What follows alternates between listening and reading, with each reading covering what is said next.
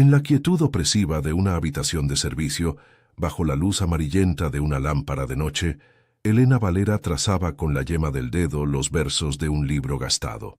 A sus 23 años, su vida era un poema que nadie leía, una estrofa silenciosa atrapada entre los muros de una mansión que respiraba el aire rancio de la opulencia y la soledad. El papel antiguo olía a tiempo y a polvo, un aroma que contrastaba violentamente con el olor a desinfectante y cera que impregnaba su uniforme. Cada palabra que susurraban sus labios en la madrugada era un acto de rebeldía, un portal a un universo de pasiones y anhelos que le estaba vedado. Era su único secreto, su única posesión en un mundo donde todo su tiempo, su energía y su futuro parecían pertenecer a otros. Lo que no sabía era que esas mismas páginas, leídas en la penumbra, estaban a punto de despertar a un fantasma dormido en los pasillos de aquella casa. Descubre el secreto que cambiará su vida para siempre. No te pierdas ni un segundo de esta historia. Suscríbete y cuéntanos en los comentarios qué crees que oculta el millonario. Elena era una figura anacrónica en el corazón del lujoso barrio de Salamanca, en Madrid. Su apariencia destilaba una dignidad silenciosa, con unos ojos grandes y oscuros que parecían guardar más secretos que palabras, y un cuerpo joven que se movía con una contención casi dolorosa, como si temiera ocupar demasiado espacio. Trabajaba como cuidadora interna, una sombra eficiente y discreta cuya existencia se medía en tareas cumplidas y en la evitación de cualquier contacto que no fuera estrictamente profesional. Su juventud se marchitaba en la rutina de atender las necesidades de un hombre al que apenas veía, en un entorno de mármol frío y caoba oscura que absorbía la luz y el sonido. Era un fantasma entre objetos de arte y recuerdos ajenos, una pieza funcional en un engranaje de riqueza que la ignoraba por completo, y en su fuero interno sentía cómo su propia esencia se desvanecía con cada amanecer. Había llegado a la capital desde un pequeño y conservador pueblo de Extremadura, empujada por una única y desesperada razón: las deudas médicas que amenazaban con arrebatarle a su familia la modesta casa que había albergado generaciones de Valera. Cada euro que ganaba era un ladrillo más para reconstruir el muro de seguridad de sus padres, un sacrificio que aceptaba con una resignación estoica. Madrid, con su ruido incesante y su multitud anónima, era para ella una jaula de cemento y asfalto, un exilio autoimpuesto, lejos del olor a tierra mojada y de los rostros familiares de su infancia. Se había prometido a sí misma que sería temporal, un paréntesis doloroso, pero necesario. Sin embargo, los meses se convertían en años, y el paréntesis amenazaba con convertirse en la historia completa de su vida, una vida vivida para otros.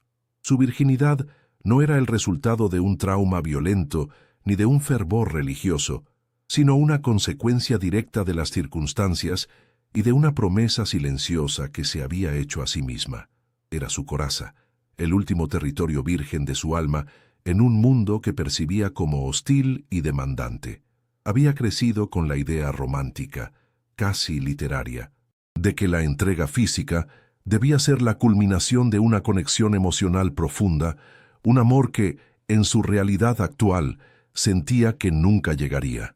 Por ello, la había protegido con una mezcla de timidez y orgullo, convirtiéndola en un símbolo de su propia integridad. Era la única parte de ella que no estaba en venta, que no podía ser hipotecada ni sacrificada en el altar del deber familiar. Un jardín secreto que mantenía a salvo de la sequía de su existencia. La vida de Elena transcurría en un ciclo inmutable, una coreografía de obligaciones que comenzaba antes del alba y terminaba en la soledad de su austero dormitorio. Limpiar estancias que nunca se usaban, preparar comidas que se consumían en silencio, asegurarse de que todo estuviera en un orden perfecto y aséptico. Era un trabajo que adormecía la mente y agotaba el cuerpo, dejándola sin fuerzas para soñar o desear. Se sentía invisible para el resto del personal, que la trataba con una cordialidad distante y una mera función para el dueño de la casa, el enigmático señor Balbuena. Sus días eran una sinfonía monótona de deberes, donde los únicos sonidos que rompían el silencio eran el eco de sus propios pasos sobre el parqué encerado y el tic-tac de un reloj de pared que parecía medir un tiempo que no le pertenecía. La mansión era, en sí misma, un personaje en su historia, un mausoleo de lujo detenido en el tiempo, donde cada objeto parecía tener una historia de dolor.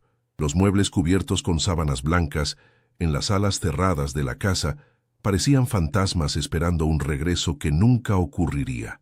El aire era pesado, cargado con el perfume de flores marchitas y la ausencia de risas.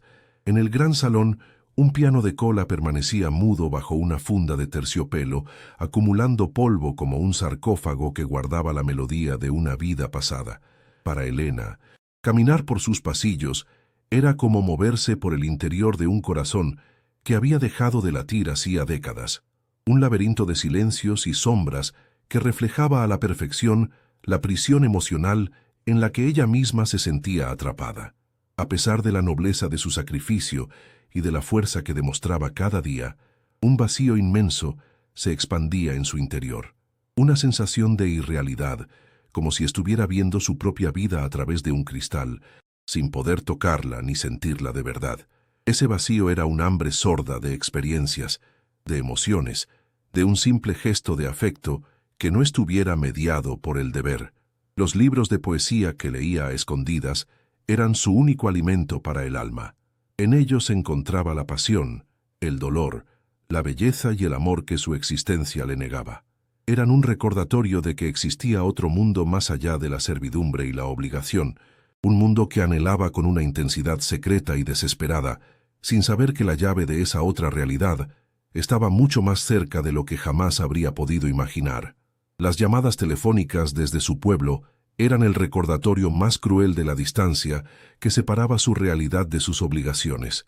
Cada domingo, la voz de su madre, María, atravesaba el auricular no como una caricia, sino como un yugo invisible que le apretaba el cuello. No preguntaba por su bienestar, sino por el envío del dinero. Sus palabras eran una letanía de preocupaciones y mandatos velados, una mezcla de amor asfixiante y pragmatismo rural. Hablaba de la salud de su padre, de las facturas que se acumulaban, de la murmuración de los vecinos. Elena escuchaba en silencio, con el teléfono pegado a la oreja, sintiendo cómo el peso de su familia la anclaba con más fuerza a aquel suelo de mármol frío, a miles de kilómetros del hogar que intentaba salvar. Cada «cuídate, hija» sonaba más a una orden que a un deseo. Un recordatorio de que su cuerpo y su juventud eran la herramienta para la supervivencia de otros. La figura de su madre era la encarnación de la tradición de la que había intentado huir. Una mujer forjada en la escasez y el sacrificio, para quien el amor era sinónimo de deber y la libertad, una quimera peligrosa. María no entendía los anhelos de su hija, sus silencios ni su devoción por los libros. Para ella, el futuro de Elena debía ser práctico y seguro. Un matrimonio con un hombre decente del pueblo, hijos y una vida predecible a la sombra de la iglesia y las convenciones sociales. Su insistencia en que Elena no perdiera el tiempo en la capital era una presión constante, una sutil acusación de que estaba traicionando sus raíces y su destino. No veía a la joven mujer que se marchitaba en soledad, sino a un activo financiero y una pieza que debía encajar en el puzzle familiar, sin importar el coste emocional que ello supusiera para ella. La deuda era una bestia insaciable que devoraba cada uno de sus esfuerzos. No era una cifra abstracta en un extracto bancario, sino la imagen del rostro cansado de su padre, de las grietas en las paredes de la casa de su infancia, del miedo constante a perderlo todo. Aquella casa era el único patrimonio de los Valera, un santuario de muros encalados que guardaba el eco de las risas de su niñez y el aroma de las comidas de su abuela. Perderla significaría borrar su historia, quedarse a la intemperie no solo física, sino también espiritualmente. Por eso, cada euro que enviaba era un acto de fe desesperada. Se privaba de los placeres más simples, comía lo estrictamente necesario y remendaba su escaso vestuario hasta el agotamiento, convirtiendo su propia vida en una ofrenda para mantener en pie aquellos muros que, paradójicamente, representaban otra forma de prisión. El pueblo, con su aparente tranquilidad, era en realidad un tribunal permanente, un microcosmos donde todos se conocían y todos juzgaban. La partida de Elena a Madrid Había sido motivo de habladurías en el mercado y en la puerta de la iglesia. Algunos la veían como una hija valiente y sacrificada, pero otros, con la malicia disfrazada de preocupación, sembraban dudas sobre su vida en la gran ciudad. ¿Una chica tan joven, sola, trabajando en la casa de un millonario? La imaginación popular tejía historias que llegaban a oídos de su madre y alimentaban sus miedos y su control. Elena sentía sobre sí el peso de cientos de ojos invisibles, la obligación de mantener una reputación intachable para proteger el honor de su familia, una carga que se sumaba a la ya insoportable presión económica y emocional, haciendo de su soledad una cuarentena moral. El contraste entre su vida actual y sus orígenes era un abismo que la desorientaba a diario. El silencio solemne y gélido de la mansión Balbuena no tenía nada que ver con el silencio vivo del campo extremeño, poblado por el canto de los grillos y el susurro del viento entre los olivos. El brillo impersonal del mármol y la caoba pulida chocaba con la calidez imperfecta de la madera y el barro de su hogar. Se sentía suspendida entre dos mundos, sin pertenecer a ninguno. En Madrid era la sirvienta, una sombra sin pasado ni futuro. En su pueblo se estaba convirtiendo en una extraña, la chica de la capital, cuya experiencia ya nadie podía comprender del todo. Esta dislocación existencial agudizaba su sensación de aprisionamiento, atrapada no solo en una casa, sino en un limbo vital del que no veía escapatoria. En sus conversaciones, su madre siempre dejaba caer el nombre de Antonio, el hijo del terrateniente más próspero del pueblo, un hombre bueno, trabajador y predecible, que había mostrado interés por Elena desde que eran adolescentes. Para su familia, Antonio representaba la solución a todos sus problemas, un matrimonio que aseguraría su futuro, saldaría las deudas y la devolvería al redil de la normalidad. La idea de casarse con él la llenaba de una angustia silenciosa. Sería como aceptar una condena a una vida sin pasión, un intercambio de su libertad por seguridad. Se imaginaba a sí misma en una cocina similar a la de su madre, con las manos ajadas y la mirada perdida en un horizonte que ya no prometía nada, y un escalofrío de pánico recorría su espalda.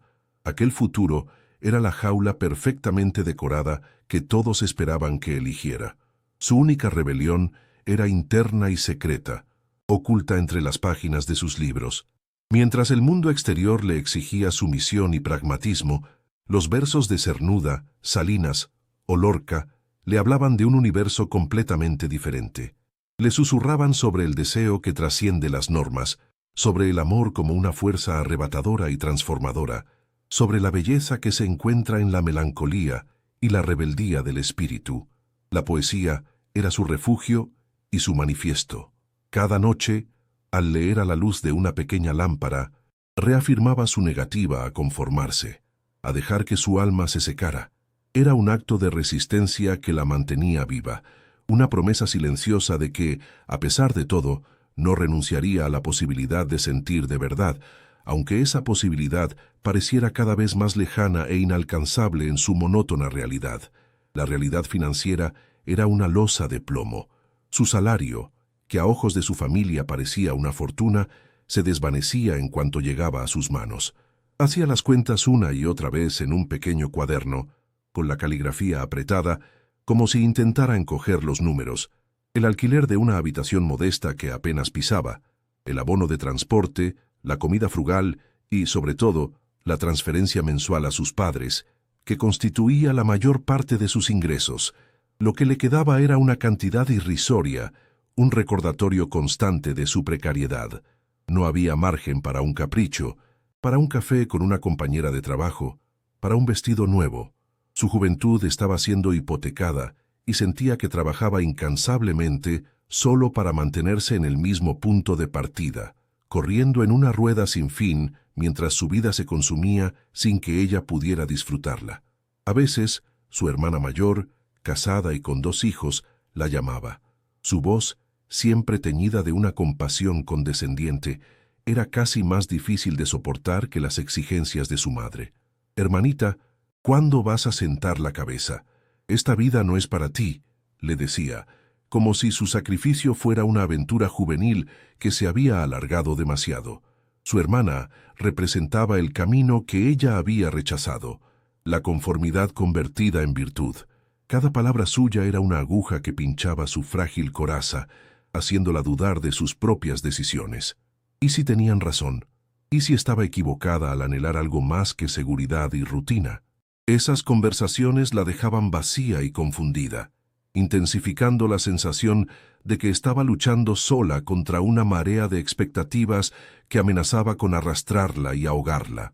Al final del día, cuando el silencio de la mansión se volvía más denso, Elena se enfrentaba a su propio reflejo en los cristales oscuros de la biblioteca. La imagen que le devolvía el cristal no era la de una joven de 23 años, sino la de un espectro, una figura desdibujada por el cansancio y la resignación. Veía en sus propios ojos el peso de las deudas, las esperanzas de su familia y el miedo a un futuro que otros habían diseñado para ella. Se sentía borrada, despojada de su identidad, convertida en una mera función, la hija obediente, la empleada eficiente, la futura esposa sumisa. En ese momento de cruda honestidad, una pregunta dolorosa emergía desde lo más profundo de su ser. ¿Quién era Elena Valera cuando nadie la necesitaba? Y el silencio atronador de la mansión era la única y aterradora respuesta. Damián Balbuena no era un hombre, sino una leyenda susurrada en los corredores de su propia casa. El personal hablaba de él en voz baja, con una mezcla de temor y reverencia, tejiendo un tapiz de historias sobre su crueldad en los negocios y su aislamiento autoimpuesto. Para Elena, que llevaba meses trabajando bajo su techo, era una presencia fantasmal, una firma en un cheque, una serie de órdenes transmitidas a través de la gobernanta. Su ausencia era más imponente que la presencia de cualquier otro ser humano. Impregnaba las paredes, el mobiliario, el aire mismo. Se decía que no había sonreído en 30 años, desde la muerte de su esposa, y que su corazón se había convertido en un apéndice de piedra, inútil y frío. Elena lo imaginaba como un rey en su exilio, gobernando un reino de sombras desde la torre más alta de aquel castillo de mármol. La primera vez que lo vio no fue en un encuentro formal, sino como una aparición repentina en el vestíbulo principal. Damián Balbuena descendía la gran escalinata con una lentitud calculada, apoyándose levemente en una barandilla de caoba que gemía bajo su peso. A sus 75 años, su cuerpo era el de un anciano, pero su postura era la de un depredador que no ha olvidado cómo cazar. Vestía un traje oscuro, impecablemente cortado, que parecía una armadura contra el mundo. Sus ojos, de un gris acerado y hundidos, bajo unas cejas pobladas y blancas, barrieron la estancia con una autoridad gélida. No la miró directamente, pero Elena sintió el frío de su presencia como una corriente de aire helado, un poder tan absoluto y antiguo que la hizo sentirse pequeña e insignificante, obligándola a bajar la mirada y a hacerse invisible. Una tarde, mientras una lluvia fina y persistente golpeaba los ventanales del gran salón, Elena se sintió arrastrada hacia la única pieza de la estancia que parecía albergar un alma. El piano de cola, cubierto por una funda de terciopelo granate, era un sarcófago de música y recuerdos. Movida por un impulso que no supo explicar, un arrebato de compasión por aquel objeto olvidado, se acercó y levantó con sumo cuidado una esquina de la tela. El polvo acumulado danzaba en el haz de luz grisácea que se filtraba desde el exterior. Era una profanación, lo sabía. Aquel era el santuario del señor Balbuena, el epicentro de su dolor, un territorio prohibido para todos. Pero en ese momento, la soledad del instrumento reflejaba la suya propia de una manera tan profunda que no pudo resistirse. Con la delicadeza de quien toca una reliquia, retiró por completo la pesada funda, liberando el brillo opaco de la madera oscura. El aire se llenó de un olor a tiempo detenido, a barniz y a silencio. Sus dedos, acostumbrados a la aspereza de los productos de limpieza, rozaron la superficie pulida con una reverencia casi religiosa. Abrió la tapa que cubría el teclado y contempló la hilera de teclas de marfil y ébano, amarillentas por los años. No sabía tocar, pero la tentación de producir un sonido, de romper el hechizo de mudez que pesaba sobre la mansión, era casi insoportable. En su lugar, tomó un paño suave de su delantal y comenzó a limpiar cada tecla, una por una, con un cuidado minucioso, como si estuviera acariciando el rostro de alguien dormido, intentando despertarlo de una pesadilla demasiado larga. Fue entonces cuando lo sintió. No un sonido, sino un cambio en la densidad del aire, una quietud que de repente se había vuelto vigilante. El vello de su nuca se erizó. Lentamente, levantó la vista y su corazón se detuvo. Apoyado en el marco de la puerta doble del salón, Damián Balbuena la observaba. No había rastro de ira en su rostro, sino una expresión indescifrable, una quietud absoluta que era mucho más aterradora que cualquier grito. El tiempo pareció congelarse en el espacio que los separaba. Elena no podía moverse, atrapada en su mirada como un insecto en ámbar. Él no veía a una empleada desobediente. Veía a una joven profanando el altar de su memoria, y en sus ojos grises, por un instante, Elena creyó ver el destello de un dolor antiguo y devastador. ¿Qué está haciendo? La voz de Damián rompió el silencio. No era un grito, sino un murmullo grave y rasposo, como el crujido de la madera vieja. El sonido pareció arañar el aire y se clavó en el pecho de Elena con la precisión de un estilete. El paño cayó de sus manos y aterrizó sobre las teclas con un ruido sordo. El pánico la paralizó, secando su boca y acelerando su pulso hasta un ritmo enloquecido. Intentó articular una disculpa, una explicación, pero las palabras se negaron a formarse.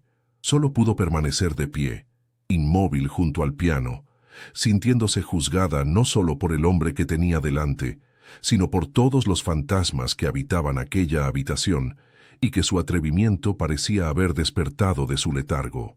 Su mundo, tan cuidadosamente contenido, se resquebrajaba bajo el peso de aquella simple pregunta. Tragando saliva, con un esfuerzo sobrehumano, encontró un hilo de voz. Yo solo le quitaba el polvo. Parecía triste, susurró, las palabras apenas audibles en la inmensidad del salón. No fue una excusa, sino la verdad más pura y simple, una verdad que no esperaba que él entendiera. Levantó la vista por un segundo, encontrándose con sus ojos, y lo que vio la sorprendió.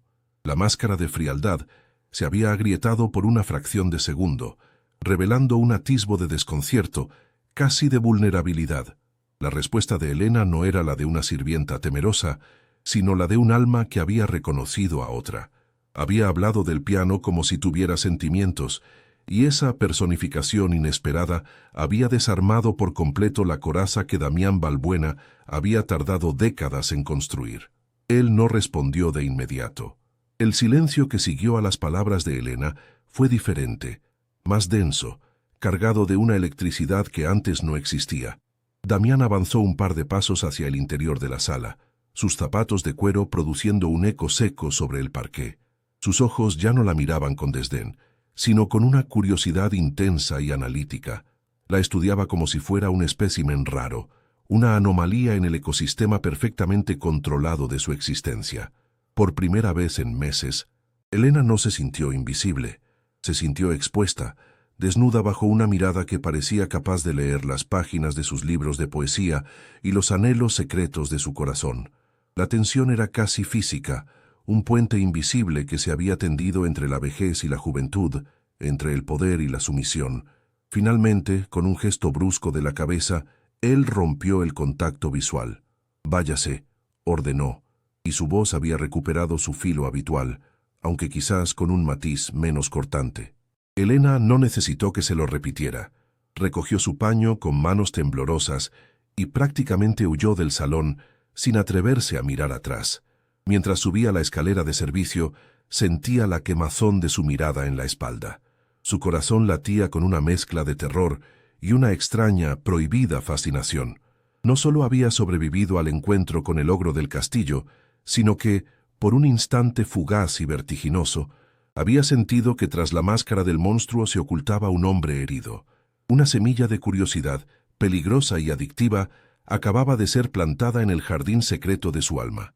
Cuando estuvo seguro de que Elena se había ido, Damián se acercó lentamente al piano. El aire aún parecía conservar el rastro de su presencia, un leve aroma a jabón y a juventud. Sus dedos, nudosos y manchados por la edad, siguieron el mismo camino que los de ella, rozando la superficie de la madera que ella acababa de limpiar.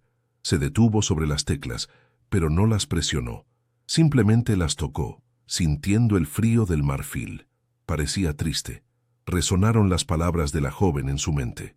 Nadie en 30 años se había atrevido a nombrar la tristeza que impregnaba cada rincón de aquella casa. Aquella muchacha, con su timidez y su extraña sensibilidad, había tocado una cuerda en su interior que él creía rota para siempre, despertando un eco de vida en el mausoleo de su corazón. Aquel primer encuentro no fue un final, sino un prólogo.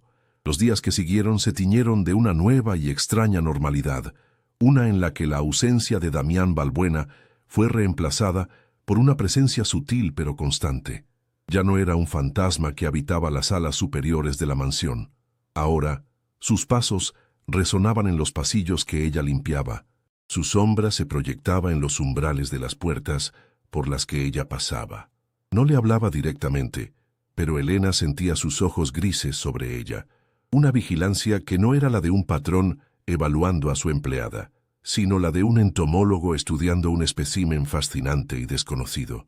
Este escrutinio silencioso la llenaba de un desasosiego que era a la vez intimidante y, para su propia vergüenza, extrañamente halagador.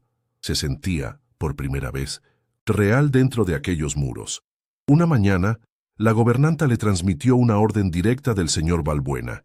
Debía organizar el ala oeste de la biblioteca, una sección que llevaba décadas sumida en el caos y el polvo.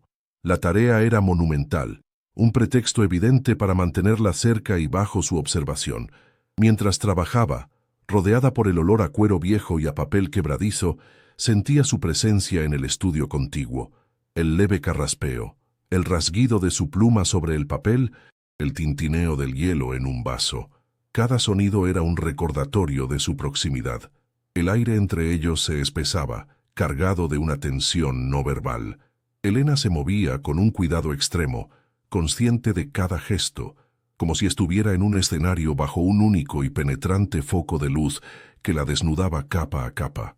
El incidente ocurrió en el tercer día. Se encontraba en lo alto de una escalera de mano de caoba, intentando alcanzar un pesado volumen encuadernado en piel. Sus dedos apenas rozaban el lomo cuando el libro se desequilibró y comenzó a caer, arrastrando a otros en una pequeña avalancha. Perdió el equilibrio, un grito ahogado escapó de sus labios y se preparó para el impacto, pero este nunca llegó. Dos manos fuertes la sujetaron por la cintura, deteniendo su caída y pegando su cuerpo contra el de él. El corazón de Elena martilleaba contra sus costillas, ensordecedor. Podía sentir la dureza de su pecho contra su espalda, el calor de su aliento en su nuca. El tiempo se detuvo en ese instante de contacto físico, un universo de sensaciones prohibidas en el silencio polvoriento de la biblioteca. Él la mantuvo sujeta un segundo más de lo estrictamente necesario, un lapso de tiempo infinitesimal pero cargado de significado. Luego la ayudó a bajar con una lentitud deliberada, sin soltarla hasta que sus pies estuvieron firmemente plantados en el suelo. «Tenga más cuidado», dijo él, su voz un susurro grave que vibró a través de ella. Elena no pudo levantar la vista, su rostro ardiendo de vergüenza y de algo más, algo que no se atrevía a nombrar. Solo asintió, incapaz de articular palabra. El aroma de él, una mezcla de agua de colonia antigua, tabaco de pipa y el olor indefinible de la vejez y el poder, la envolvió, marcándola de una forma indeleble. Cuando finalmente se atrevió a mirarlo, él ya se había retirado a su estudio, dejándola sola con el eco de su tacto en la piel. Aquella noche, Elena no pudo dormir. En la oscuridad de su habitación, revivía una y otra vez el momento del contacto, la sensación de sus manos en su cintura, la solidez de su cuerpo, la intimidad forzada de aquel instante. Se sentía profanada y a la vez extrañamente viva. Por primera vez, el cuerpo que había protegido con tanto celo, su coraza de virginidad, había reaccionado a un estímulo externo, a un hombre. Y ese hombre era Damián Balbuena, un anciano, su jefe, una figura tan alejada de sus sueños románticos como un rey de un mendigo. La culpa la corroía. ¿Qué clase de mujer era ella para sentir aquel torbellino de emociones por un hombre así? El dilema se instaló en su alma. Su deber y su moral le gritaban que huyera, pero una curiosidad oscura y poderosa la incitaba a quedarse. Damián, por su parte, luchaba contra sus propios demonios. El contacto con la juventud de Elena, la sensación de su cuerpo frágil y cálido entre sus brazos, había despertado en él sensaciones que creía sepultadas bajo 30 años de luto y amargura. Era como una inyección de vida en un corazón momificado. Se encontró observándola con una intensidad que lo asustaba. Estudiaba la forma en que el sol se filtraba a través de su cabello mientras limpiaba los ventanales, la concentración en su rostro cuando leía por las noches, la delicadeza con la que trataba los objetos de la casa. Comenzó a resistirse a su propia fascinación, imponiéndose una distancia fría y autoritaria, pero era inútil. Cada intento de alejarse solo servía para hacer más evidente la fuerza magnética que aquella joven ejercía sobre su alma marchita. Las noches de insomnio de Damián se volvieron más frecuentes. El silencio de la mansión, antes un consuelo, ahora era un abismo que lo devoraba. Una noche, incapaz de soportar la soledad, hizo algo que no había hecho en décadas. Pulsó el botón del intercomunicador que conectaba con el ala de servicio. Cuando la voz somnolienta de Elena respondió, él dudó un instante. «Traiga el libro de Cernuda que está sobre mi escritorio, y léame», ordenó, su voz sonando más como una súplica que como una orden. Elena apareció minutos después, con el rostro pálido y los ojos grandes por la sorpresa y el miedo. Se sentó en la butaca que él le indicó, a una distancia prudencial de su sillón, y su voz temblorosa comenzó a llenar la oscuridad del estudio con versos de amor y deseo. Aquellas lecturas nocturnas se convirtieron en un ritual, un espacio suspendido en el tiempo donde las barreras de jefe y empleada, de anciano y joven, se difuminaban. Elena ya no leía con miedo, sino con una pasión contenida, volcando en los poemas todos los anhelos y frustraciones que no podía expresar. Damián no escuchaba solo las palabras, la observaba a ella. Veía la luz de la lámpara reflejada en sus ojos oscuros, el leve temblor de sus labios al pronunciar un verso especialmente hermoso.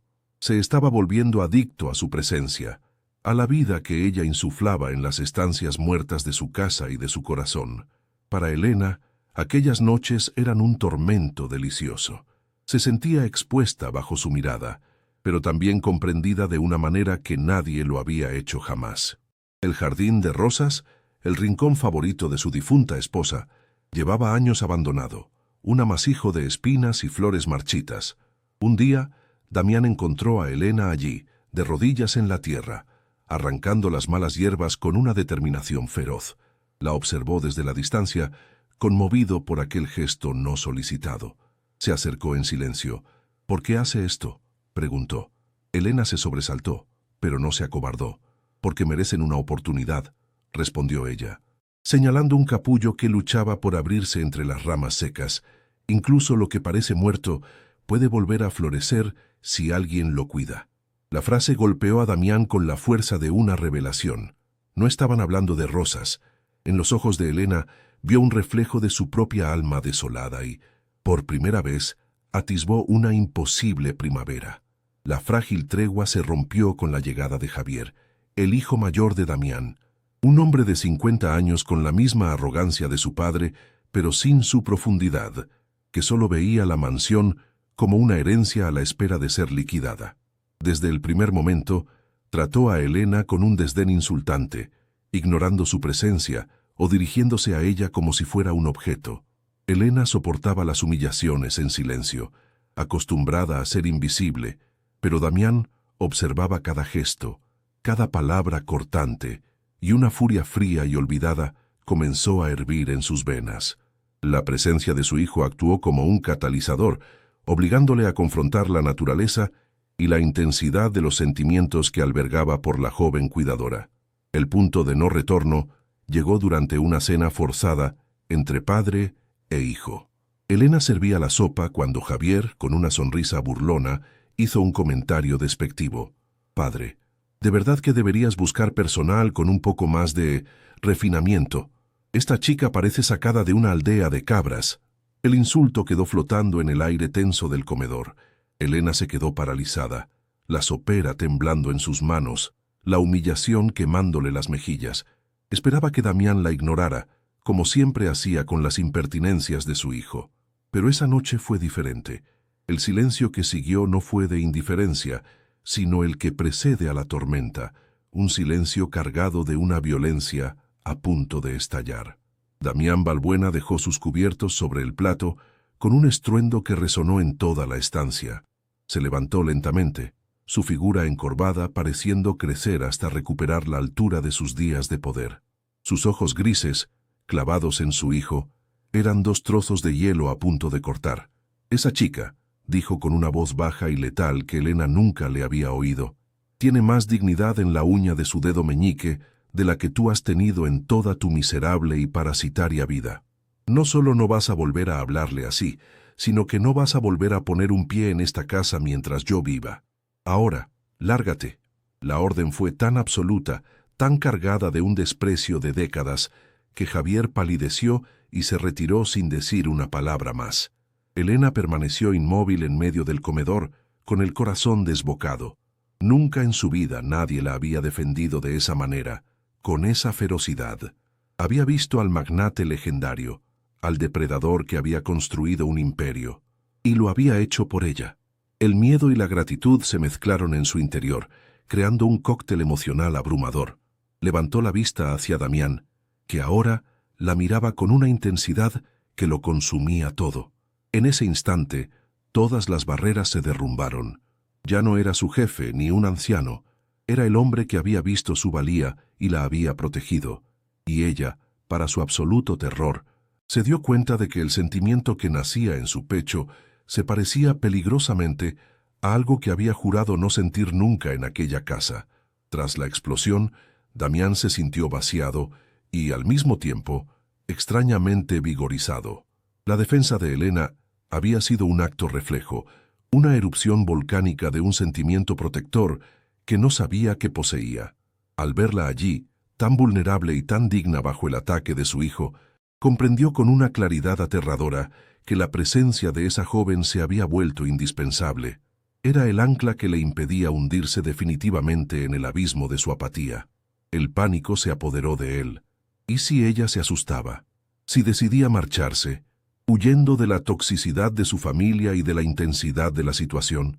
La idea de volver al silencio, a la soledad sin el bálsamo de su voz leyendo poesía, era insoportable. Tenía que hacer algo para atarla a él, para asegurarse de que no lo abandonara. 2 noches más tarde, la llamó a su estudio. El ambiente no era el de sus habituales sesiones de lectura. El aire estaba cargado de una solemnidad casi fúnebre.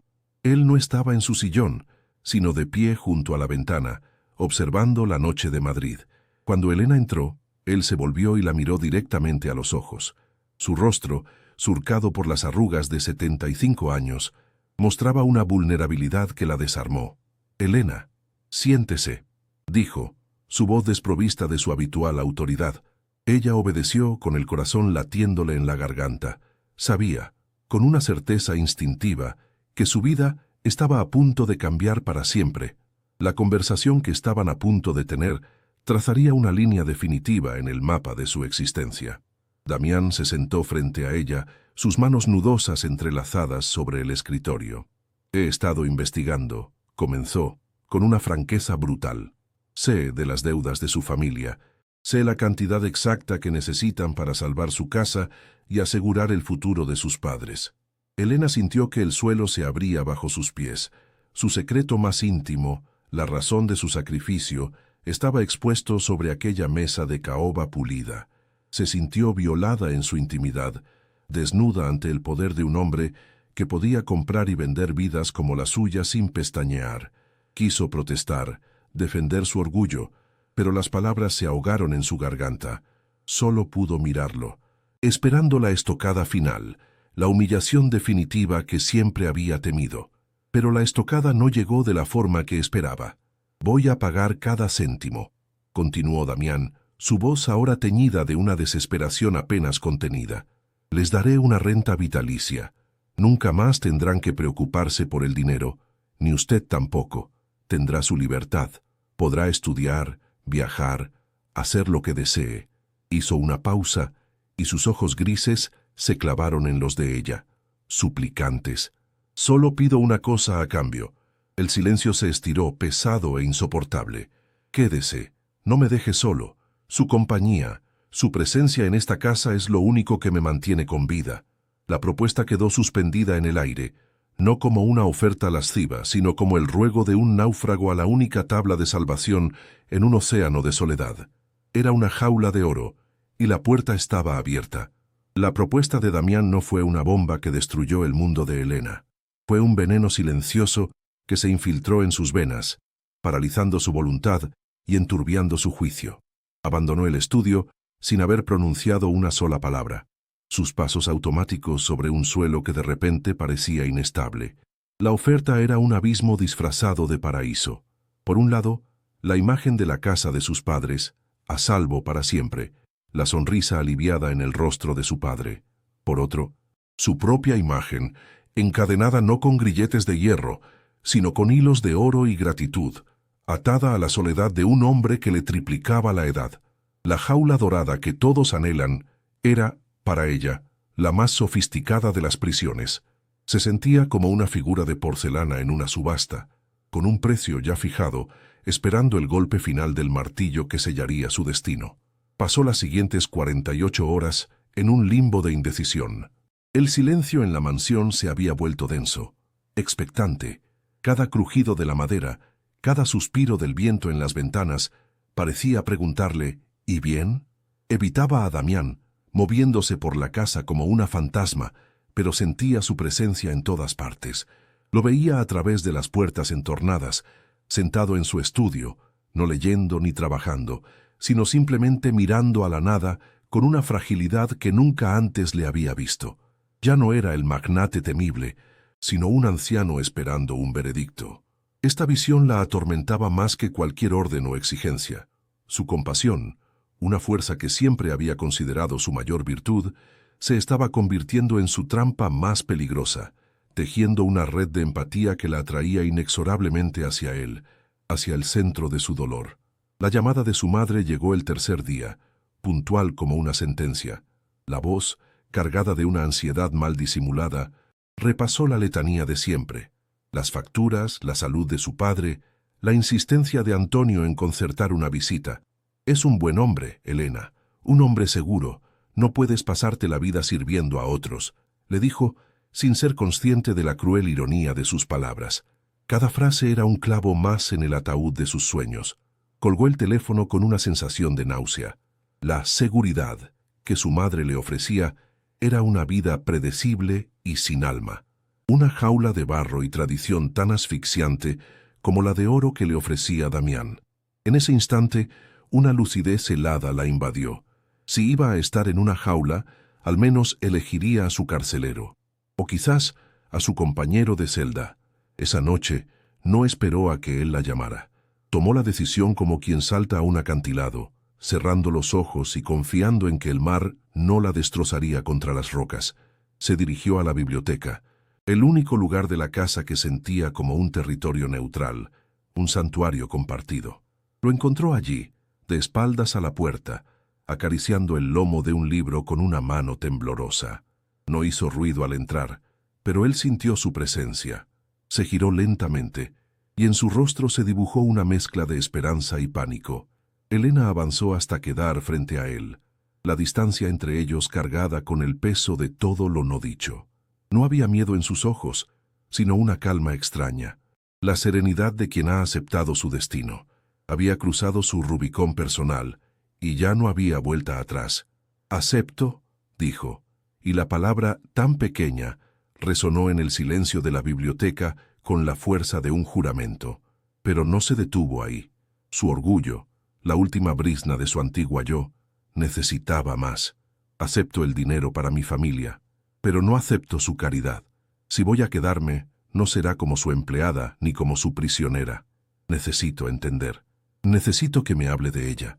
La última palabra quedó flotando en el aire, refiriéndose a la mujer cuyo fantasma habitaba cada rincón de aquella casa, la esposa muerta cuyo retrato colgaba sobre la chimenea. No era una condición, era una exigencia de igualdad, la petición de entrar no solo en su casa, sino en su historia, en su dolor. Quería que la transacción se convirtiera en una confesión, un intercambio de almas. Damián la miró y por primera vez vio caer la última de sus murallas. Asintió, un movimiento casi imperceptible. La guió hasta 2 butacas de cuero frente a la chimenea apagada y comenzó a hablar. Su voz, al principio un susurro roto, fue ganando fuerza a medida que desenterraba los recuerdos. Habló de Leonor, de su risa que llenaba la casa, de su amor por la música y las rosas, y luego habló del accidente, de la discusión estúpida que tuvieron esa mañana, de las palabras crueles que él le dijo, de su propia arrogancia al volante. Se culpó de su muerte con una crudeza que heló la sangre de Elena. Durante 30 años había vivido en ese infierno personal, castigándose con la soledad. Y entonces llegaste tú, concluyó, su voz quebrada, y empezaste a limpiar el polvo de su piano. Y fue como si, por primera vez en una eternidad, alguien abriera una ventana en este mausoleo. Las lágrimas rodaban por las mejillas arrugadas de Damián, sin que él hiciera ademán de secarlas. Era un hombre completamente deshecho, despojado de su poder, de su leyenda, reducido a la esencia pura de su dolor. Elena sintió una oleada de ternura tan abrumadora que borró cualquier duda, cualquier miedo. Se levantó de su asiento y se arrodilló frente a él, tomando sus manos frías y temblorosas entre las suyas. No dijo nada. No había palabras que pudieran sanar una herida tan antigua. Simplemente se quedó allí, ofreciéndole el consuelo silencioso de su presencia, absorbiendo su pena como la tierra seca absorbe la primera lluvia tras una larga sequía. En ese gesto, todas las barreras de clase, edad y poder se disolvieron. Solo quedaban 2 almas solitarias encontrándose en la oscuridad. Él levantó la vista, sus ojos grises, anegados en lágrimas, buscando los de ella. Lentamente alzó una mano y, con el dorso de sus dedos nudosos, le acarició la mejilla.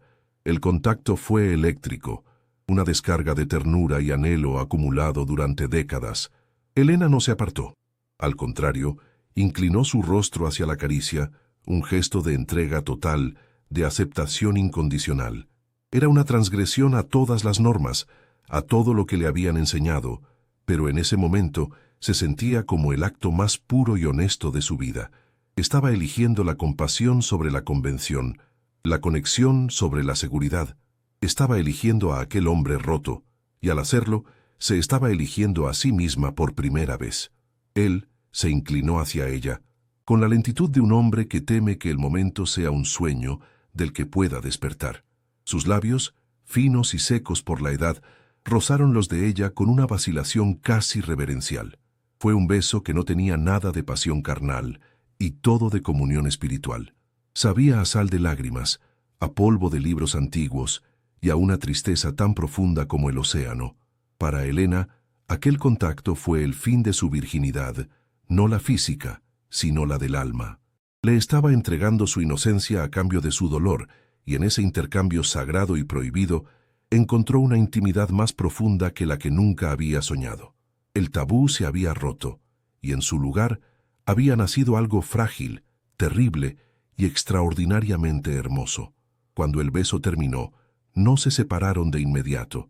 Permanecieron con las frentes juntas, respirando el mismo aire, envueltos en el silencio de la biblioteca.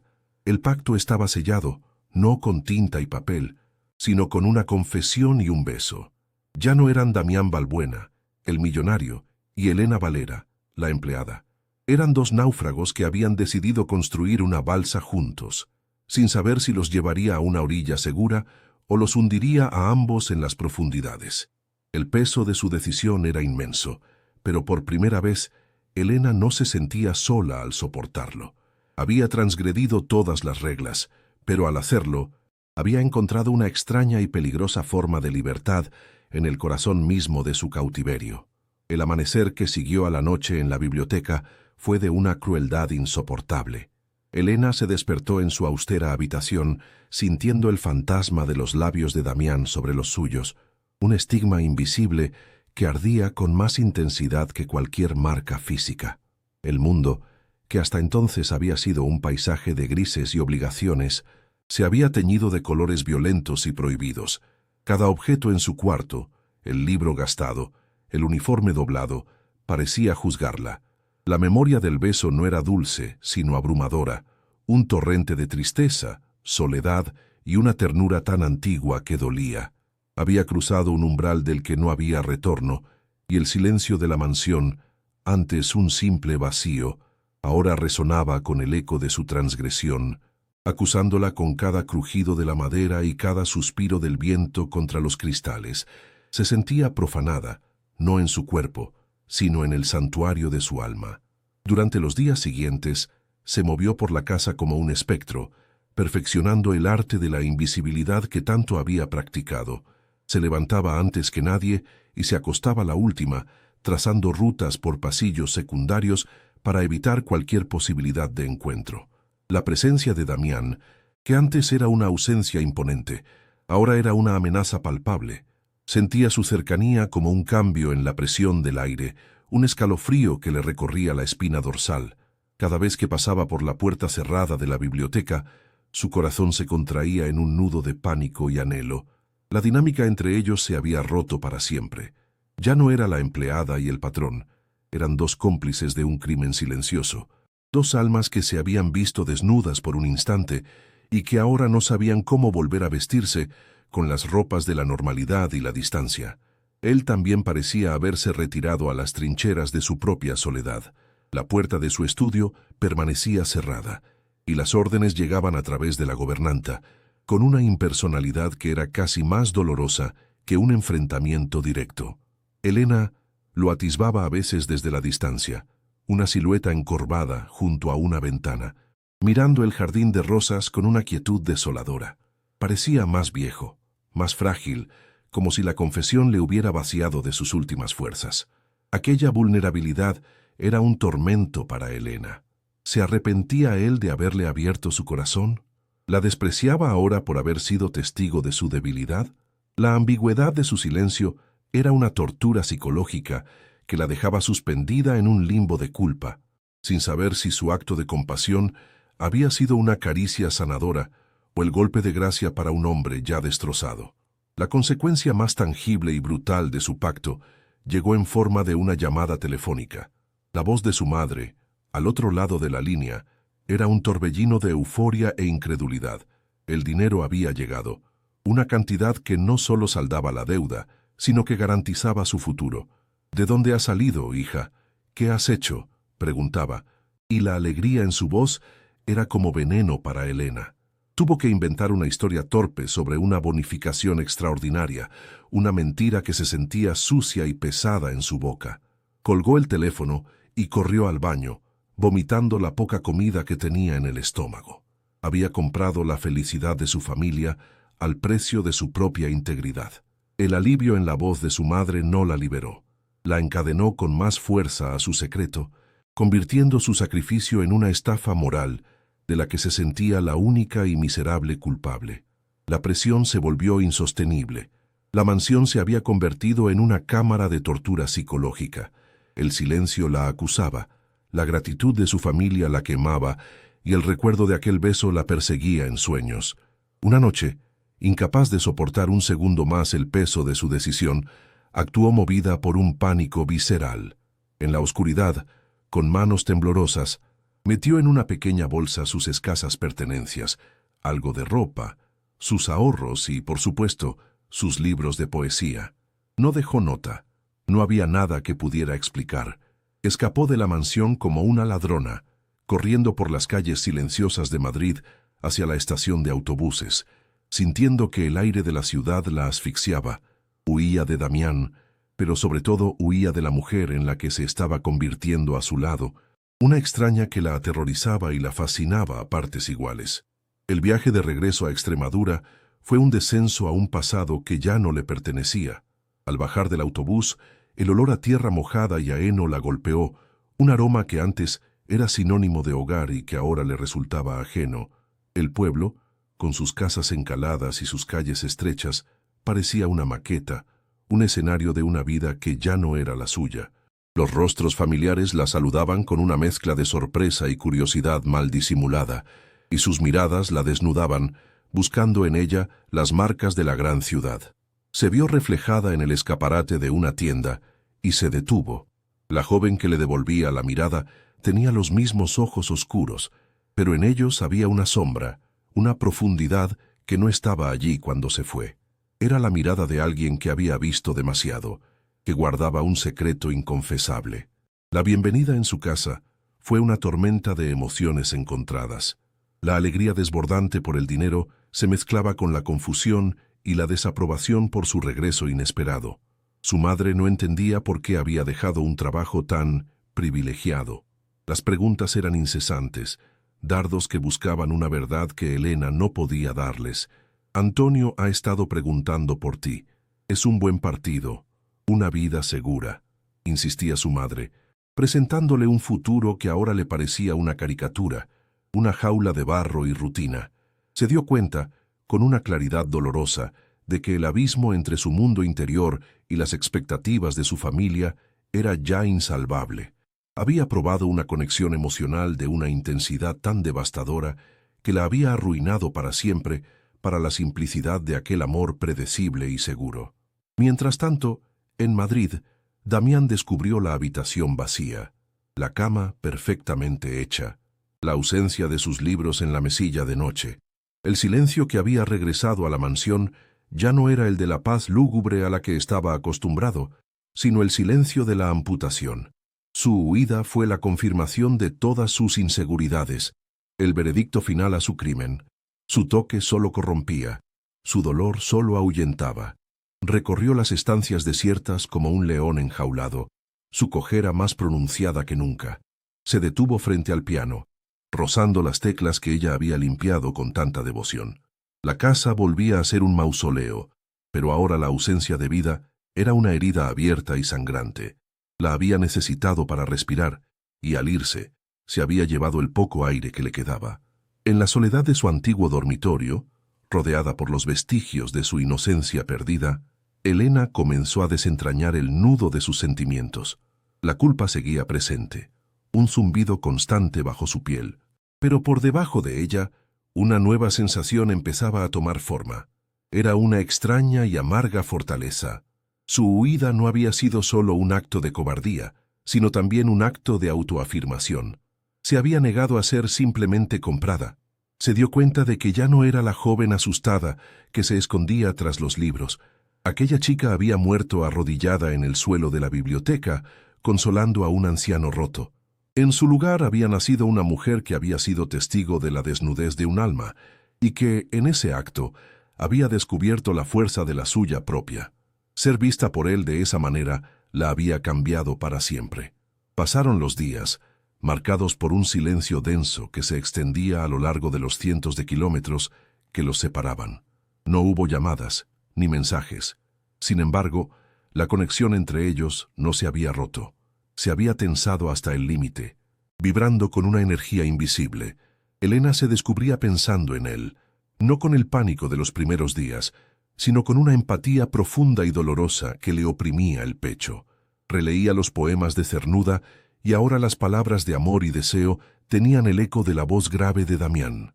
Comprendió que la distancia no había hecho más que destilar la esencia de su vínculo, revelando su terrible y hermosa verdad. Huir de él había sido inútil, porque significaba huir de la única persona en el mundo que había conocido su verdadero yo. Y ahora debía enfrentar la elección más difícil, decidir entre la soledad segura de su pasado o la peligrosa compañía de su futuro. ¿Te atreves a descubrir cuál será su decisión final? No te despegues de la pantalla. Suscríbete, dale a like y comparte esta historia. Y cuéntanos en los comentarios, ¿crees que Elena debería volver? Queremos saber tu opinión. Un mes. Había pasado un mes desde su huida, un ciclo lunar completo que no había servido para borrar la huella de Damián, sino para grabarla con la tinta indeleble de la ausencia. En la quietud forzada de su pueblo, Elena intentó reencontrarse en las páginas de sus viejos libros de poesía, pero las palabras ya no le pertenecían solo a ella. Cada verso de amor era un eco de la voz grave de Damián en la penumbra de la biblioteca. Cada poema sobre el dolor llevaba el peso de sus ojos grises anegados en lágrimas. Se dio cuenta, con una certeza que era a la vez desoladora y liberadora, de que su antiguo refugio se había convertido en un mapa que la conducía de vuelta a él. Había huido para salvar su alma, solo para descubrir que una parte fundamental de ella se había quedado atrás, atrapada entre los muros de aquella mansión, esperando su regreso para poder volver a respirar. La decisión no fue un rayo de inspiración, sino una lenta marea que subió hasta anegarla por completo. Una tarde, mientras observaba a Antonio hablar con su padre sobre el precio del ganado y las lluvias tardías, vio con una claridad meridiana la vida que todos esperaban para ella, una existencia segura, predecible y completamente vacía de la terrible y maravillosa intensidad que había conocido. Aquella no era la libertad que había anhelado, sino una condena a la mediocridad del alma. La verdadera jaula no era la mansión de Damián, sino aquel pueblo que pretendía dictar los límites de su corazón. Comprendió que el pacto que había sellado con aquel beso no era una venta, sino un bautismo. La había sumergido en las aguas profundas de la vida real, y ya no podía volver a la orilla y fingir que no sabía nadar. Tenía que volver, no por él, ni por su familia, sino por ella. El viaje de regreso a Madrid fue una inversión de su huida. Ya no corría asustada, sino que caminaba con la determinación solemne de quien se dirige a un destino ineludible. La ciudad ya no le pareció una jaula de cemento, sino un laberinto de posibilidades. Un escenario donde su historia, por extraña y prohibida que fuera, podía ser escrita. Cada kilómetro que el tren devoraba la acercaba más a la verdad de sí misma. Se había marchado siendo una niña que temía al mundo, y regresaba siendo una mujer que solo temía a una vida no vivida.